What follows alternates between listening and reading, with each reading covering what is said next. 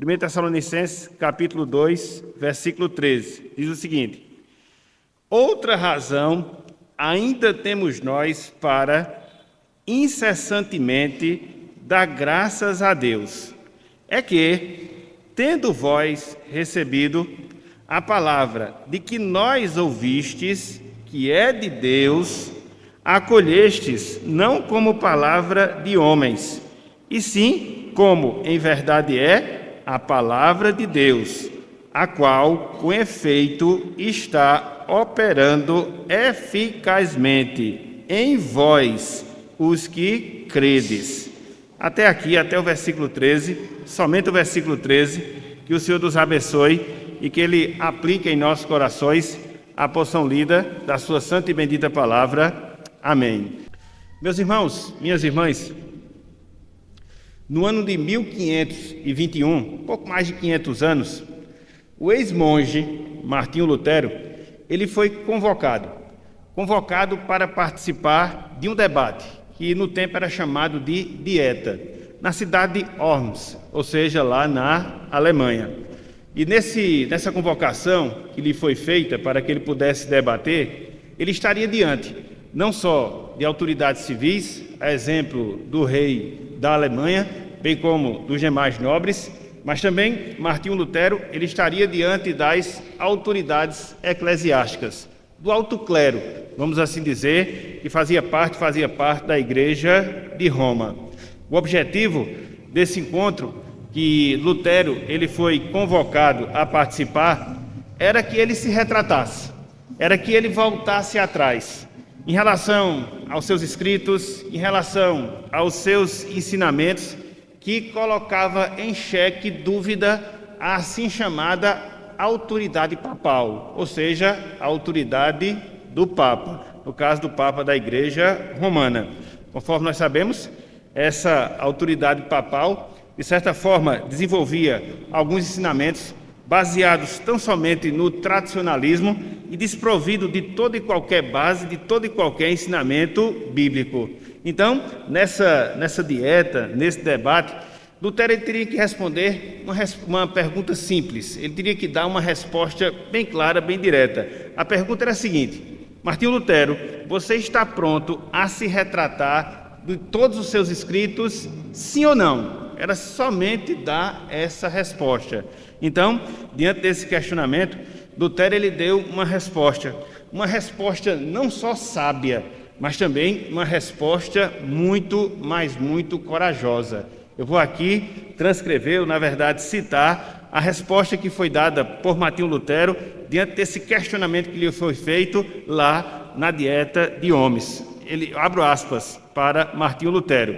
Ele diz o seguinte: a não ser que seja convencido de erro pelo testemunho das Escrituras ou por um raciocínio evidente, continuo convencido pelas Escrituras, às quais apelei, e minha consciência foi feita cativa pela palavra de Deus, não posso e não quero retratar-me de qualquer coisa, pois agir contra a nossa consciência não é uma coisa segura nem permitida a nós.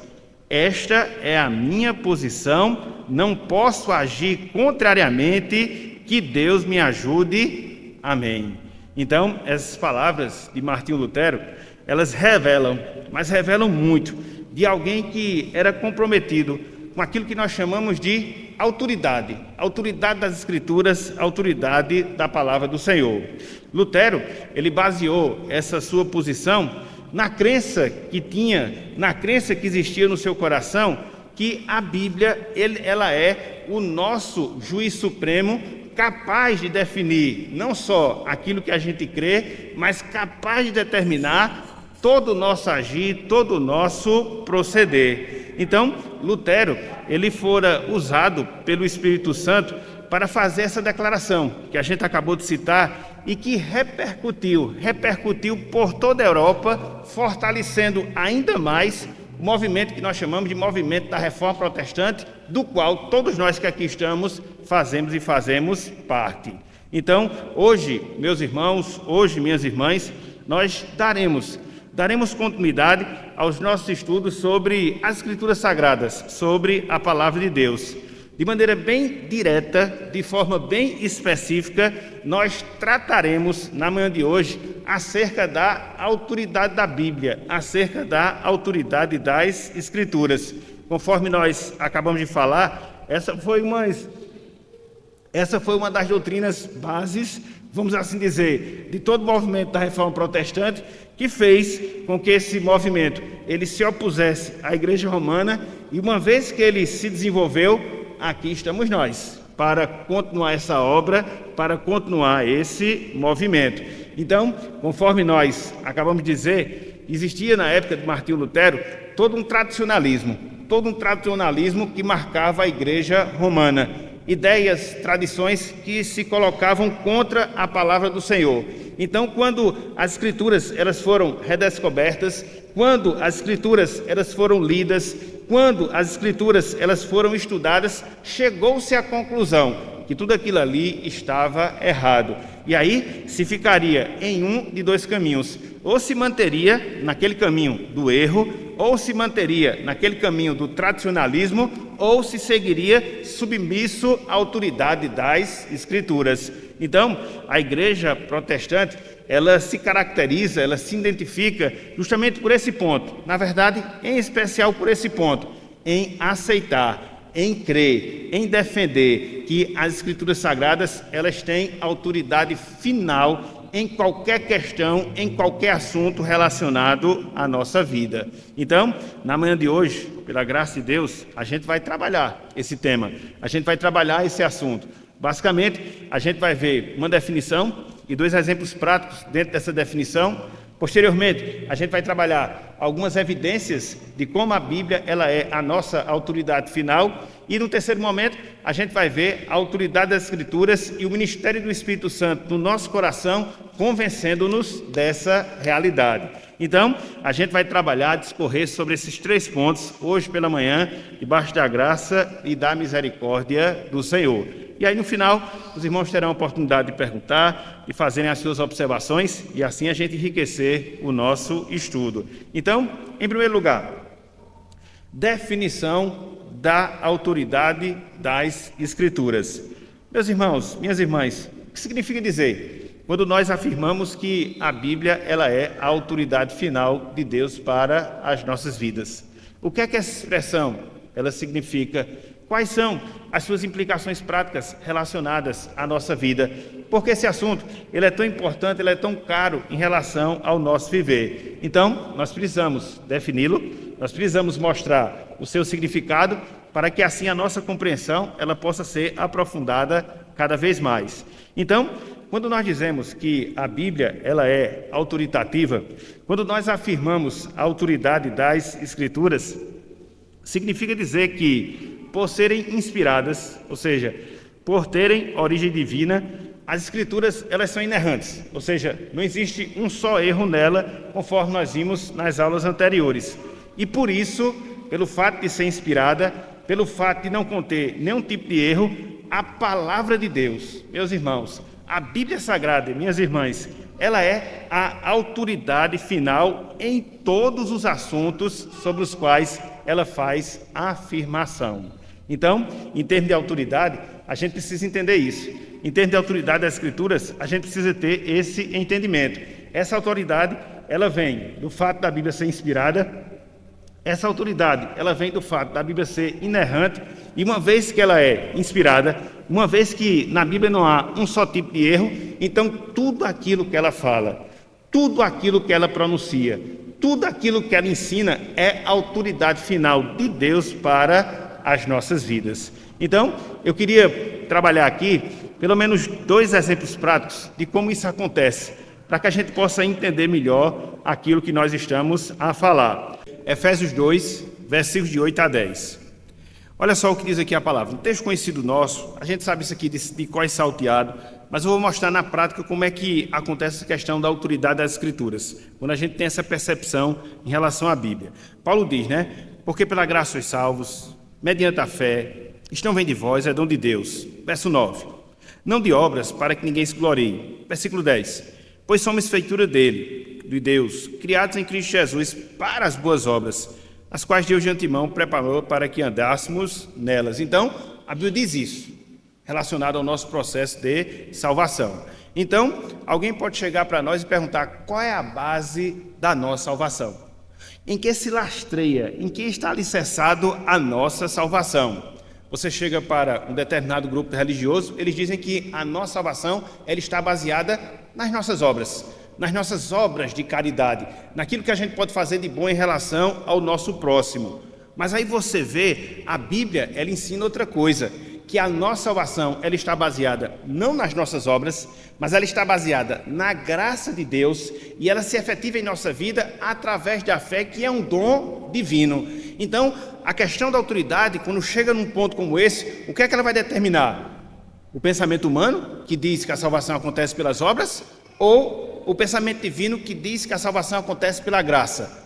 Conforme nós vimos, a salvação acontece pela graça. Então, a Bíblia definiu esse ponto, ela definiu essa verdade, ela é autoridade nesse sentido. Então, por mais que se fale o contrário, uma vez que eu compreendo que a Bíblia é a minha autoridade final, eu vou ficar com aquilo que ela diz. Então, na prática, meus irmãos, crer na autoridade da Bíblia é isso.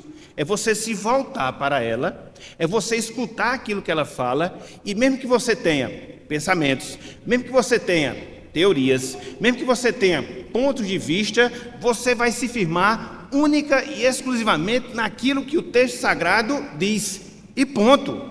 Não tem mais o que discutir. E ponto. Não tem mais o que debater. Por quê? Porque a palavra de Deus assim o diz. Assim o diz. Então, um exemplo prático dessa realidade. Nesse mesmo texto, um outro exemplo que a gente pode focar, quanto à exigência de se viver em piedade. Quanto à exigência de se viver em santidade. Porque um crente, porque um cristão, ele deve ter esse comportamento em sua vida.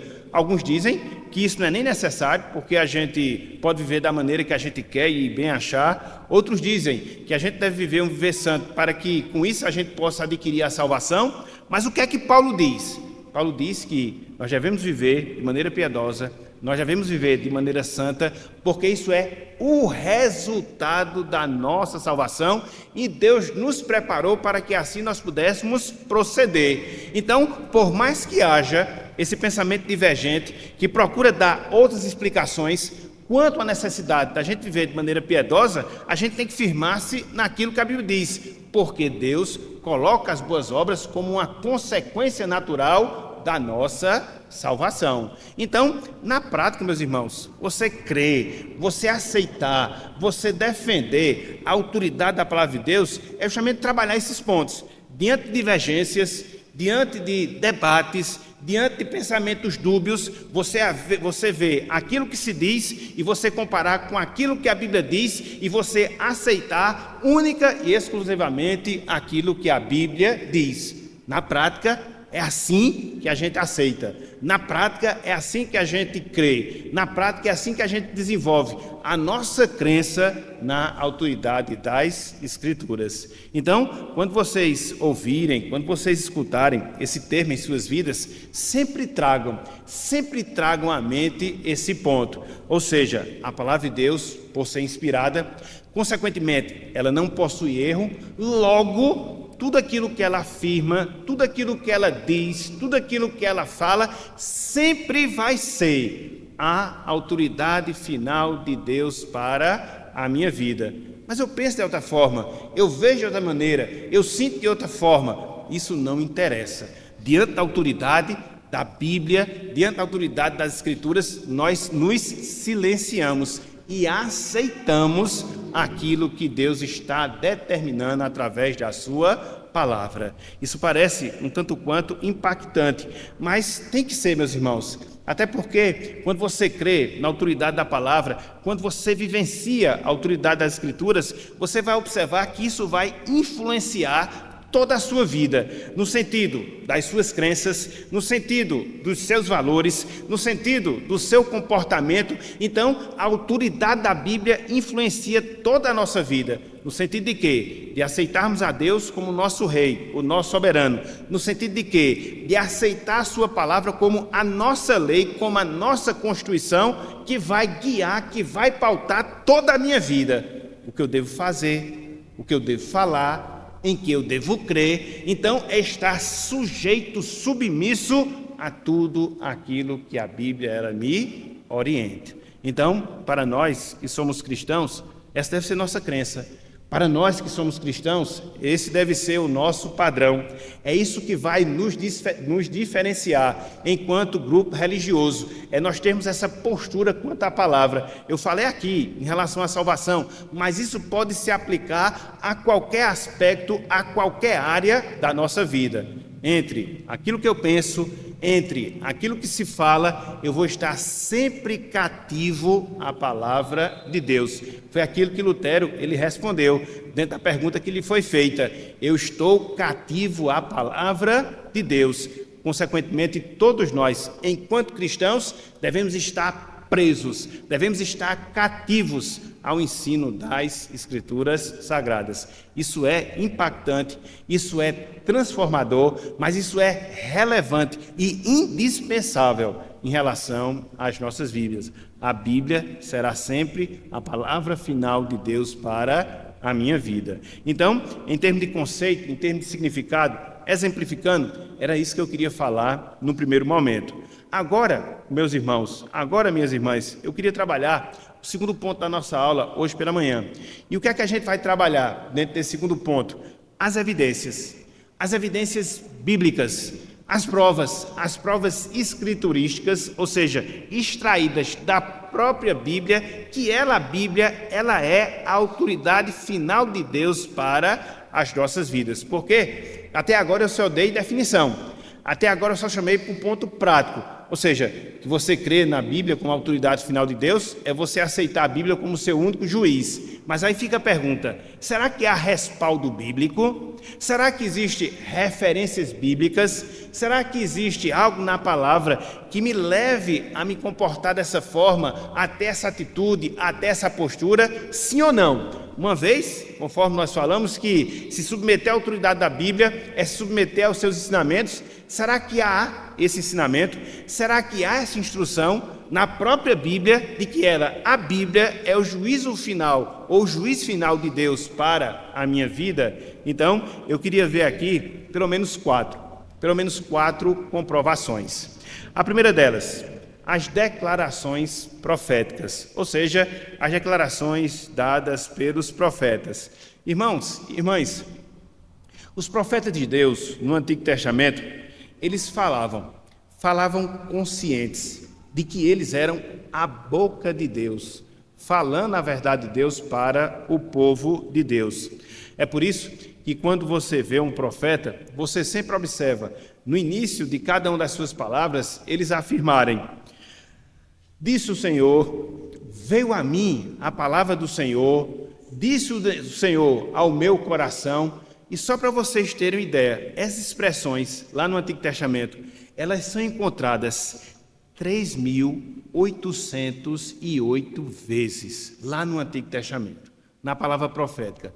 3.808 vezes essas expressões, ou expressões comuns a elas, são proferidas através dos profetas. Então, se você crê na palavra, como palavra de Deus, se você crê na palavra como inspirada, e se os profetas falaram dessa forma, o que é que isso nos induz? Que, de fato, se eles disseram da parte de Deus, se eles falaram da boca do Senhor, se veio a eles a palavra de Deus, eu tenho que me dobrar, eu tenho que me sujeitar àquilo que eles falaram. Não existe argumentação, não existe contra-argumentação, simplesmente há aceitação. Por quê? Eles não falaram deles mesmos, mas sim falaram da parte de Deus. Então, você fica entre uma de duas posições. Ou você aceita a palavra profética como vinda do Senhor e se sujeita a ela, ou você não aceita a palavra profética como vinda de Deus e você não se sujeita a ela. Não existe o meio termo. Ou você fica de um lado, ou você fica de outro. Então, quando você vê, repito, lá no Antigo Testamento, os profetas falando em nome do Senhor, eles estavam falando não na sua própria autoridade, na autoridade pessoal, seja Isaías, seja Ezequiel, seja Jeremias ou qualquer outro profeta, não. Mas quando eles falavam a autoridade que vinha de Deus e que Deus os usava como instrumento nesse processo. Tanto é que eles sofreram. No caso de Jeremias, por exemplo, sofreu muito por falar em nome do Senhor. Contudo, em nenhum momento ele abriu mão dessa sua prerrogativa e ele cumpriu o chamado para o qual Deus o havia designado. Então, as palavras proféticas, as formas proféticas, as declarações proféticas no Antigo Testamento nos induz a ver a palavra de Deus não como palavra de homens, a ver a palavra de Deus como palavra de Deus. E se é a palavra de Deus, eu tenho que me silenciar, eu tenho que calar, e eu tenho que aceitar aquilo que Deus me diz através da sua palavra. Então, a primeira confirmação, a primeira prova de que a Bíblia de fato ela é a autoridade de Deus final para as nossas vidas. Mas não só isso. Quando a gente segue no estudo das Escrituras, a gente percebe que Jesus Cristo, através de algumas das suas declarações, ele também ratificou a sua crença, ratificou o seu comportamento, ratificou a sua aceitação de que a Bíblia ela era a palavra de Deus como juiz final para a sua vida. Você pode perguntar, mas Cristo, ele era Deus. Sim, qual o problema disso? Até porque, como Deus, foi Ele próprio, o Senhor Jesus Cristo, que inspirou a sua palavra. Então, Ele não podia agir de maneira divergente, Ele não podia agir de maneira contrária. Se Deus, Ele é o autor da palavra, se Cristo, Ele é a segunda pessoa da Trindade, então é mais que natural que Ele, Cristo, agisse submetido à autoridade dessa mesma palavra, que vinha dele mesmo, que vinha do próprio Senhor. E aí, há pelo menos dois exemplos, dois episódios que se passaram ao longo do ministério da vida de Jesus Cristo, que nos coloca nesse pensamento, que nos dá essa confirmação. O primeiro deles, quando Jesus Cristo ele foi tentado, lá em Mateus capítulo 4. Abra aí, por favor, meus irmãos, Evangelho de Mateus capítulo 4.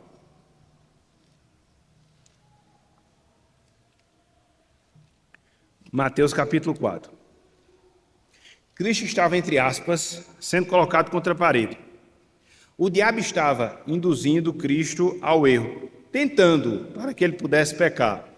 Então, diante das ofertas que o diabo lhe fazia para que ele, Cristo, pecasse, como é que ele, Cristo, respondia?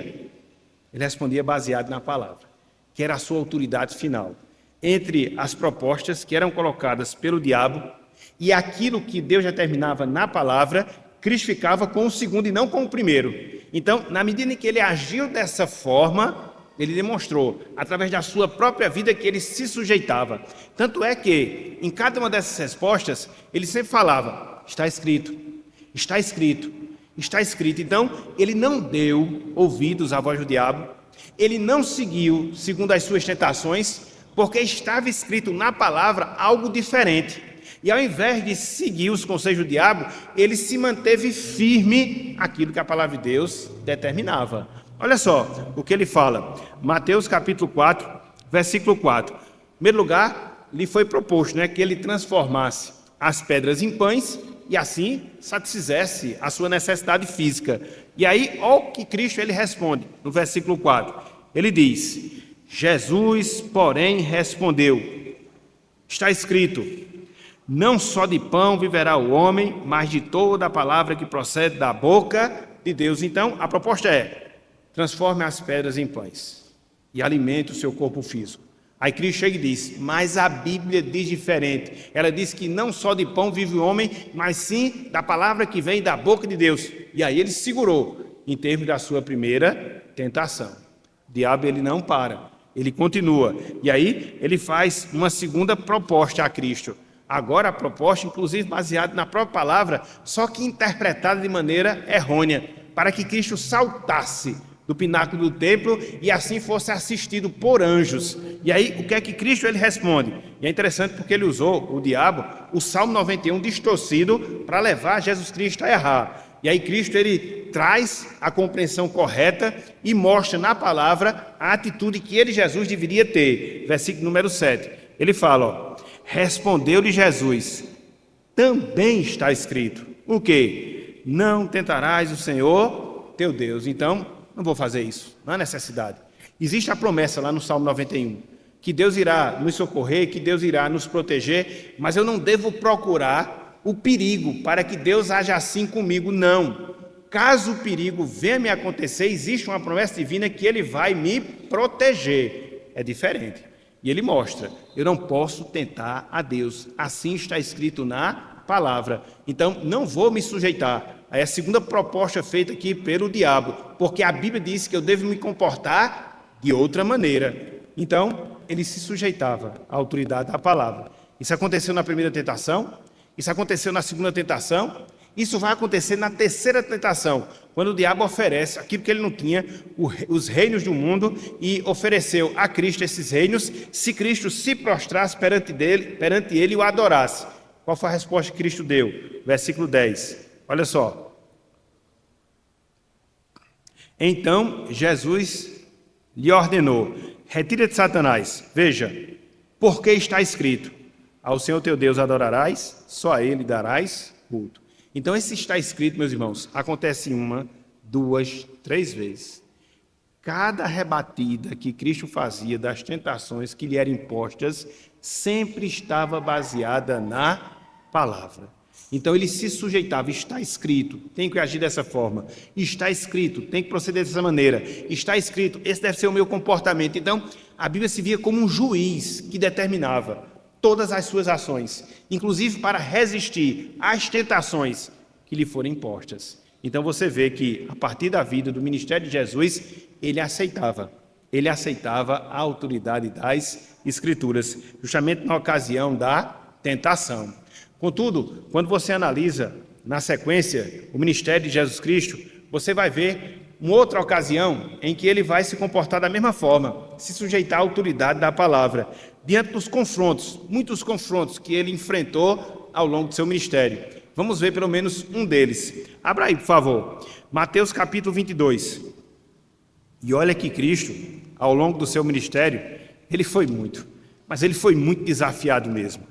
Perguntas, questionamentos que eram feitos, sempre colocando em xeque o seu ensino, sempre procurando fazer com que ele pecasse, e em cada uma dessas situações ele sempre remetia à palavra. Ela era o seu juiz, que determinava o seu ensino, que determinava a sua conduta. Mateus capítulo 22, a partir do versículo 23. Eu vou lendo o texto e na medida que eu for lendo, eu vou fazendo as observações. Então, o que é que a passagem vai falar? Em um momento específico, já no final do ministério de Jesus Cristo, onde ele foi procurado por um grupo de religiosos chamados saduceus. Os saduceus, eles eram como que fossem os progressistas dentro do judaísmo. Por quê? Eles não criam em determinadas coisas que faziam parte da crença do judaísmo. No caso, a ressurreição era uma dessas coisas, entendeu? Então, eles não eram judeus, vamos assim dizer, tão tradicionais. Eram judeus modernos na época de Jesus Cristo. E aí, uma das coisas que pautava a crença dos saduceus é que eles não criam na ressurreição dos mortos. Então, é isso que vai acontecer aqui. Eles vão colocar Jesus Cristo contra a parede em relação à ressurreição, inclusive trazendo um aspecto prático da lei do levirato, como é que ela deveria ser aplicada, uma vez que na crença deles não havia ressurreição. Então vamos lá, Mateus 22, a partir do versículo 23. Ela vai até o versículo 32, a gente vai fazer essa leitura aqui. Acompanhe conosco e procure raciocinar comigo. Diz o seguinte, naquele dia, aproximando-se dele de Jesus, quem? Alguns dos saduceus não eram fariseus, eram saduceus. Os fariseus eram os tradicionais. Os saduceus, eles eram os progressistas em termos de judaísmo. Então, alguns saduceus que dizem não haver ressurreição e lhe perguntaram. A gente já vê logo que eles não criam na ressurreição. Eles chegam para Cristo e perguntam o quê? Mestre, Moisés disse, se alguém morrer, não tendo filhos, seu irmão o casará com a viúva, ou casará, melhor dizendo, com a viúva e suscitará descendência ao falecido. Isso aqui é a aplicação de uma lei que existia no Antigo Testamento chamada a lei do levirato. Então, quando uma pessoa casava, no caso do irmão mais velho, e porventura ele morresse, a esposa teria que ser trazida, ou teria que ser dada, melhor dizendo, ao irmão que vinha na sequência. Se ele morresse, ao outro. Se ele morresse, ao outro, para que pudesse ser dada descendência. Então, o irmão mais velho, o primogênito, tinha esse privilégio, vamos assim dizer. Então, isso era o que nós chamamos de lei do levirato. Era uma característica lá no Antigo Testamento. Então, eles não criam na ressurreição. De repente, um se casava com a mulher, morria. Obrigatoriamente, ela teria que casar com o irmão que vinha na sequência daquele que havia morrido. E aí, o que é que vai acontecer? Ora, havia entre nós 7 irmãos. O primeiro, tendo casado, morreu, e não tendo descendência, deixou a mulher a seu irmão. O mesmo sucedeu com o segundo, com o terceiro, até o 7º. Depois de todos eles, morreu também a mulher. Portanto, na ressurreição, de qual dos 7 será ele a esposa? Porque todos a desposaram. Então, se isso é verdade, que existe ressurreição, se é um fato que existe a questão da aplicação da lei do levirato, nesse caso que morreram os 7 irmãos e também a mulher, se houver ressurreição, na ressurreição, essa mulher ela vai ser esposa de quem? Foi essa a pergunta que fizeram a Jesus Cristo. Olha aí, tentando prová-lo, ou pelo menos tentando conhecer um pouco mais acerca disso. Aí Cristo vai e responde, respondeu-lhe Jesus, não errais, ou melhor dizendo, errais, não conhecendo as Escrituras nem o poder de Deus. Veja que ele já coloca como explicação para toda essa confusão que eles estavam fazendo, o desconhecimento que eles tinham quanto à Escritura. E que Escritura é essa? O Antigo Testamento. Então, uma vez que vocês não conhecem a Escritura, vocês não vão conhecer a palavra de Deus, logo vocês vão ter o conhecimento todo distorcido em relação a essa palavra, e por isso vocês estão trazendo toda essa confusão para mim. Porque a ressurreição existe. E ele vai mostrar isso baseado no Antigo Testamento. Ele prossegue. Porque na ressurreição, nem se casam, nem se dão em casamento, são, porém, como os anjos no céu. Eu sempre gosto de brincar baseado nesse texto, né? Quem quiser casar, tem que ser aqui. Porque no céu não tem casamento. Os laços familiares, eles são desfeitos. Pai, mãe, esposo, tudo se acaba. Quando você vai para o céu, vai ser tudo irmão, tudo anjo. Então, o tempo de casar é agora, porque depois que passa esse tempo, acabou, entendeu? No céu não vai haver continuidade de laços familiares. Eles serão extintos. E é isso que Jesus Cristo ele está ensinando aqui. Então, ele não está desfazendo da ressurreição. A ressurreição existe. Só que na ressurreição, a condição é diferente daqui. Aqui nós casamos, aqui nós nos damos em casamento, aqui nós temos relacionamentos familiares. Quando a gente partir para o céu, acabou. Mas como é que vai ser isso? A gente vai ver o nosso cônjuge, não vai ter nada? Não, vai ter não. Entendeu? Mas como é que vai ser? Bem, eu não sei. Quando chegar lá, você vai ver. Mas o que eu sei é que não vai ter. Então, casamento, laços sanguíneos, relacionamentos familiares, é aqui agora. Depois não tem mais. E como vai ser? Quando chegar lá, a gente vai ver. Certo? Então, não se preocupe, aproveite a vida familiar de vocês e deixe para se preocupar com isso lá na frente. Talvez nem haja necessidade de preocupação. E olha só o que Cristo falou agora, versículo 31. E quanto à ressurreição dos mortos, não tendes lido o que Deus nos declarou? Versículo 32. Eu sou o Deus de Abraão, o Deus de Isaac e o Deus de Jacó. Ele remeteu aquilo ao Antigo Testamento. Então veja que diante de discussões teológicas, diante de confusões doutrinárias, diante de dúvidas, Cristo ele usava a Bíblia para poder resolver todas aquelas questões. Ele usava as Escrituras, porque ele partia do pressuposto que a Bíblia era a palavra final. Não tinha necessidade de estar discutindo a partir de outros argumentos. Qual era o argumento final? A Bíblia diz o quê? Então voltemos para a Escritura. O que é que ela fala? Ela fala isso. Pronto. Acabou. Não tem mais o que discutir. Então era assim que Cristo fazia. Na tentação ele fez, e dentro dos debates teológicos, como é o caso aqui da ressurreição, também ele parte do mesmo pressuposto. A minha base é a Bíblia. Ela vai ser sempre a minha autoridade final. Então veja, as palavras proféticas confirmam que a Bíblia é a autoridade final de Deus para a nossa vida. As declarações de Jesus Cristo também, elas vão nessa mesma direção. E a gente viu, não só na tentação, mas no debate com os saduceus. E aqui eu queria chamar, em terceiro lugar, a atitude dos bereanos como exemplo. Exemplo de quem se sujeitava à autoridade da palavra de Deus. Abra aí, por favor. Atos dos Apóstolos, capítulo 17. Atos dos Apóstolos, capítulo 17. Eu só queria fazer uma correção aqui, que muitas vezes as pessoas falam, mas elas não percebem um detalhe que temos aqui. E geralmente quando a gente fala dos bereanos, A gente chama-os de crentes bereanos. Eles foram crentes depois, num primeiro momento não. Eles agiram como pessoas nobres, como pessoas que estavam ali conferindo as escrituras para saber se era daquela forma. E por causa disso, eles se converteram. Então, é só ter cuidado aí, porque faz toda a diferença esse detalhe. Abram aí, por favor, Atos dos Apóstolos, capítulo 17, a partir do versículo 10. Paulo tinha acabado de estar em Tessalônica, e aí ele teve que fugir de Tessalônica, porque senão ele seria morto, e ele foi para a cidade vizinha, a cidade de Bereia. E quando ele chegou lá, ele fez aquilo que era peculiar, procurou uma sinagoga para poder pregar o evangelho. E olha só o que vai acontecer nesse processo. Atos 17, a partir do versículo 10. A partir do versículo 10. Diz o seguinte, ó. E logo, durante a noite, os irmãos enviaram Paulo e Silas para Bereia. Saíram de Tessalônica, foram para Bereia. Ali chegados, dirigiram-se à sinagoga dos judeus, como era de praxes do apóstolo Paulo. Chegavam na cidade, procuravam uma sinagoga, ia para lá e pregava o evangelho lá. Versículo 11. Olha só o que eu queria chamar a atenção aqui, ó. Ora, estes de Bereia eram mais nobres que os de Tessalônica. Por que eles eram mais nobres? Por quê? Pois receberam a palavra, no caso a palavra de Paulo, com toda a avidez, e olha só, examinando as Escrituras, e aqui o Antigo Testamento, todos os dias. Para quê?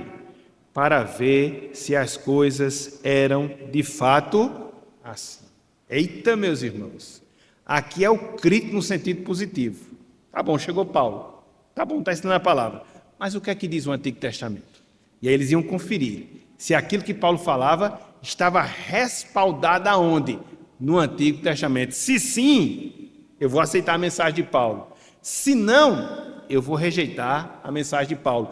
Então, eles agiram como quem de fato aceitava a autoridade do Antigo Testamento como final. E qualquer ensino que porventura fosse proferido, ele teria que se submeter àquilo que existia lá no Antigo Testamento.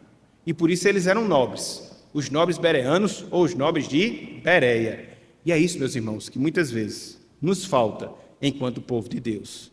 Oh, meu Pai, como me entristece. A gente vive um período que eu chamo de período de analfabetismo bíblico. Às vezes as pessoas falam cada coisa nas pregações. Eu fico pensando, será que o povo não está vendo que isso está errado? Textos fora de contextos, ensinamentos que contrariam a palavra de Deus, má interpretação, ou como a Bíblia ela é mal interpretada. Meu Deus, tem misericórdia.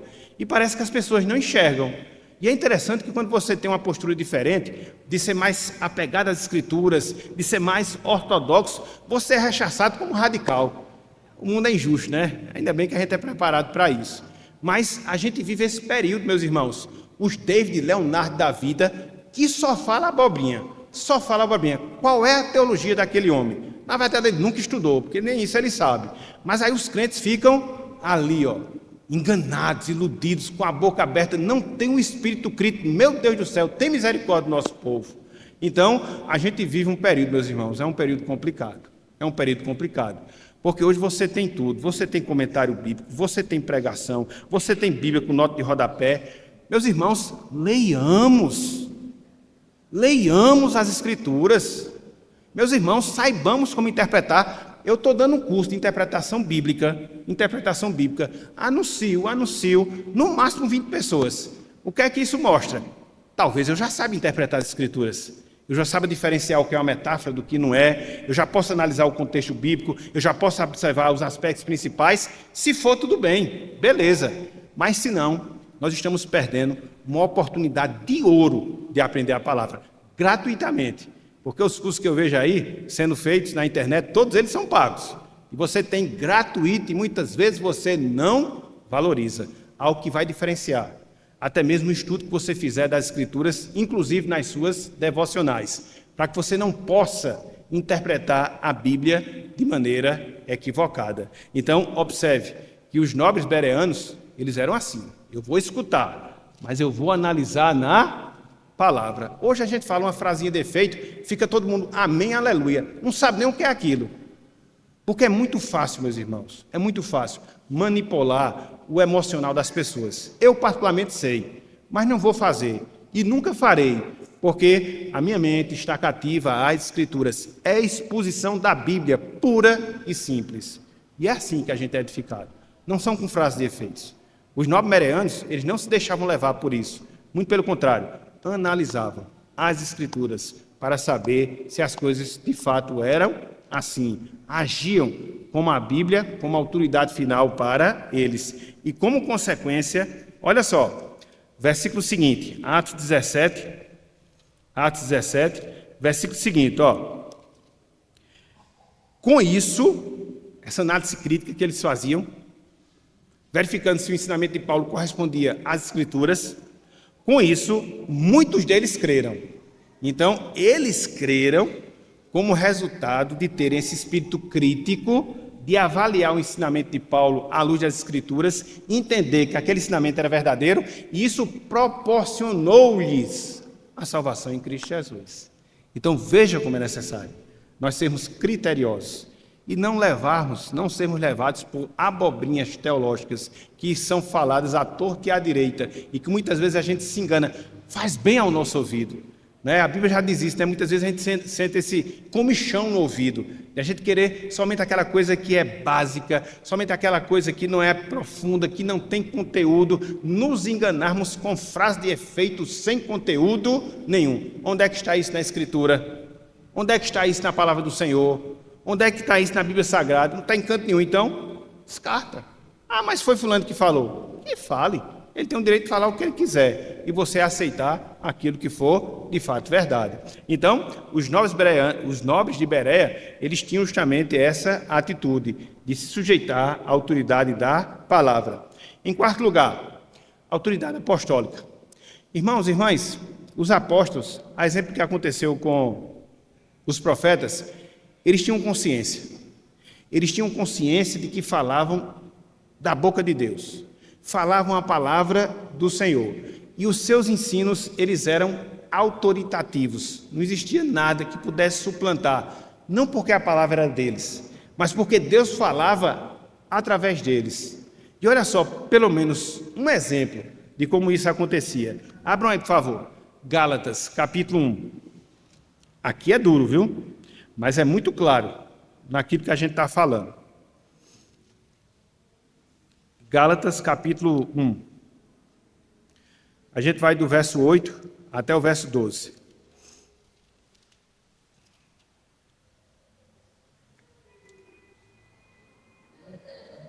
A partir do versículo 8, Jonatas. A partir do versículo 8. 1:8. Paulo está se dirigindo às igrejas da região da Galácia.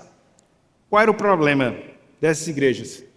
Estava se infiltrando, bem devagarzinho, bem silenciosamente, uma doutrina estranha, a simplicidade do Evangelho.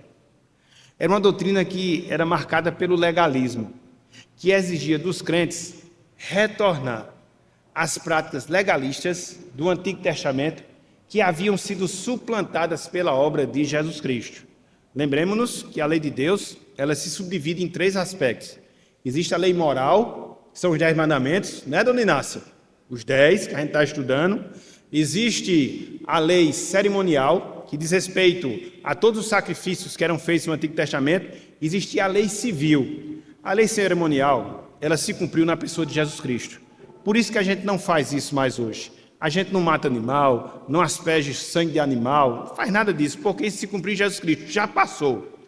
A lei civil só se via para os judeus enquanto povo de Deus lá no Antigo Testamento. A igreja agora ela é universal, não do rei de Deus, Deus nos livre, mas ela é universal no sentido de estar espalhada por todo o mundo. Então ficou apenas a lei moral, os 10 mandamentos. Então aqui o problema era esse, eles queriam introduzir aspectos da lei cerimonial como se fossem necessários para complementar a obra de Jesus Cristo. Esse era o problema. Era o novo evangelho que estava sendo disseminado naquelas igrejas que haviam sido ensinadas e doutrinadas pelo apóstolo Paulo. Paulo tem consciência desse fato e logo na abertura da carta, sem rodeios, logo botando o pé na porta, olha só o que Paulo fala, a partir do versículo 8. Olha só.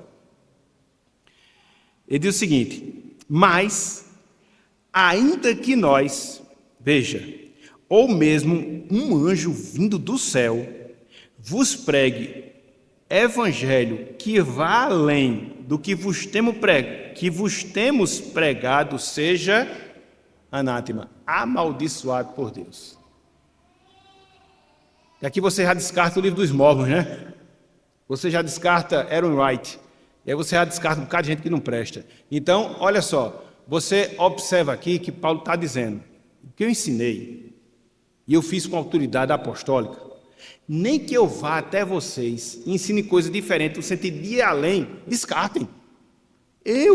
Meu ensino pode descartar, se for além daquilo que eu já tinha ensinado para vocês. E se vier um anjo do céu, o povo gosta muito disso, né? De anjo, o povo gosta de anjo. E se vier um anjo do céu, Paulo diz, anátema do mesmo jeito. Paulo era radical, viu? Então não pode ultrapassar nada do que eu havia ensinado para vocês já. Não pode ultrapassar nada, absolutamente nada. Porque senão vai ser amaldiçoado por Deus. Versículo 9. Assim como já dissemos, e agora repito, se alguém vos prega evangelho que vá além daquele que recebestes, seja anátema. Versículo 10. Porventura, procuro eu agora o favor dos homens ou de Deus? Ou procuro agradar a homens? Se agradasse ainda a homens, não seria servo de Jesus Cristo. Então, Paulo está dizendo, eu sou radical, e não tem nenhum problema de você ser radical no sentido positivo da palavra. Paulo diz, eu sou radical porque eu não procuro agradar a homens. Esse é o grande problema de muitos pregadores. Eles procuram agradar os seus auditórios. Auditório não deve ser tratado no sentido de ser agradado. Auditório tem que ser alimentado com a verdade. E cabe ao pregador se esmerar no estudo, na pesquisa, na oração, na interpretação, na exposição fiel das Escrituras e falar assim a verdade de Deus. Se as pessoas quiserem aceitar, é a verdade. Se não quiserem aceitar, problema delas com Deus. Então, a nós não nos cabe estar falando aquilo que venha a ser agradável às pessoas. E como as pessoas usam a palavra hoje, para poder fazer isso, só para agradar, as pessoas se enganando, as pessoas se deixando enganar. E aí você vai para um subjetivismo bíblico desprovido de qualquer base escriturística, que não tem nenhuma razão de ser, as pessoas se enganando e sendo enganadas. Paulo diz, eu não vou agradar homens. Versículo 11. Faço, porém, saber, irmãos, que o evangelho por mim anunciado não é segundo o homem. Não, por isso ele tinha essa autoridade, porque ele sabia que não era ensino dele. Ele fala mais, versículo 12. Porque eu não recebi, nem o aprendi, esse evangelho, de homem algum. Quem foi que ensinou o apóstolo Paulo? Mas mediante revelação de Jesus Cristo. É o fraco, entendeu? Quando Cristo apareceu lá, a Paulo, no caminho de Damasco, quando Paulo ele foi arrebatado até o terceiro céu e viu coisas que não são lícitas o homem ver, então Paulo recebeu a revelação direta de Deus, ele tinha convicção disso. Então o que eu falo, meus irmãos, é verdade, é a autoridade final para a vida de vocês. Não abram mão jamais disso aí, não, muito pelo contrário, mas perseverem, e se chegar a outra coisa diferente do que eu deixei para vocês, seja anátema, seja banido, seja amaldiçoado. E se for um anjo, da mesma forma. Então, meus irmãos, isso nos leva a nos centrar na Escritura como livro de Deus e não dar ouvidos a determinadas coisas que vão além das Escrituras. A gente vai estudar um pouco mais sobre isso na próxima semana, ok? Nós teríamos o terceiro ponto a ser trabalhado, que é o testemunho interno do Espírito Santo, que nos faz confirmar que a Bíblia, de fato, ela é a autoridade final de Deus para nós. Mas nós vamos fazer o seguinte, a gente vai prosseguir na próxima semana com o terceiro ponto. E aí eu vou trabalhar um outro ponto, dentro desse tema, sobre a autoridade das Escrituras, que são fontes que procuram roubar da Bíblia a autoridade que ela tem. E que fontes são essas? É a tradição, que é boa, mas muitas vezes se degenera em tradicionalismo e que quer roubar a autoridade da palavra. Isso é errado. Um outro aspecto, existe a emoção, que também é boa, mas quando ela se degenera em emocionalismo, ela também quer roubar a autoridade da palavra de Deus. Então a gente precisa estar atento a isso aí. E existe a razão, que também é boa, mas se não tiver cuidado, ela se degenera em racionalismo e ela quer roubar também a autoridade da palavra. Então a gente já havia separado esse ponto para trabalhar na segunda aula. Como não vai dar tempo, a gente vai trabalhar o ponto 3 e o ponto 4, domingo que vem, fechando não só o item sobre a autoridade das Escrituras, mas fechando toda essa série de estudos que nós estamos a fazer acerca da palavra do Senhor. Então a gente vai meio que dar uma pausa na aula hoje e a gente vai dar continuidade a essa aula na semana que vem. Não perca, a gente vai ver, repito, como é que a gente crê que a Bíblia ela é a autoridade final de Deus para as nossas vidas. A gente vai ver que o Espírito Santo ele tem que operar nesse processo. E depois a gente vai ver algumas fontes que querem usurpar, que querem roubar a autoridade da palavra. Seja a tradição, que se degenera em tradicionalismo, eu faço porque eu fiz toda a vida assim. Não. Seja a emoção, que se degenera em emocionalismo, eu faço porque eu sinto, mesmo que seja oposto à palavra. Também não. E a razão, que se degenera em racionalismo. Mas eu não posso explicar isso pela razão, mas se a Bíblia diz, é verdade. Então, semana que vem, a gente vai destrinchar, olhando para as Escrituras e trabalhando todos esses pontos. Ok, meus irmãos? Então, como desafio final, o que é que fica para cada um de nós? O que é que fica? A Bíblia, ela é a autoridade final, última, determinante para nós, em termos de fé, em termos de prática. Nós iniciamos a nossa aula hoje pela manhã falando de um evento importantíssimo que aconteceu na vida do grande reformador Martinho Lutero. Ele experimentou na sua vida um impacto da palavra de Deus, não só na sua salvação, mas também ao longo do seu ministério.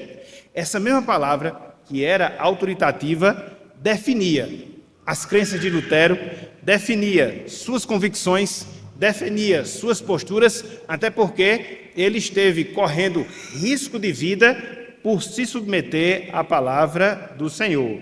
Em meio a toda aquela autoridade papal, Lutero, ele permanecia firme. Somente a Bíblia, somente a Bíblia, somente a palavra de Deus. Daí onde vem aquela expressão latina, sola Escritura, somente a Escritura. E aí fica a pergunta, e nós, meus irmãos, e nós, minhas irmãs, temos essa mesma convicção, temos essa mesma postura, temos essa mesma atitude de nos submeter somente à palavra de Deus e a ela somente e não outra jamais? Se sim, louvado seja Deus. Estamos seguros, estamos firmes na verdade. Se não, que peçamos a misericórdia de Deus, a misericórdia do Senhor, para que essa convicção, de fato, ela marque as nossas vidas, ela caracterize os nossos corações. Então, que Deus ele nos abençoe e que Deus ele aplique a sua santa palavra em nossos corações. Em nome de Jesus Cristo, amém.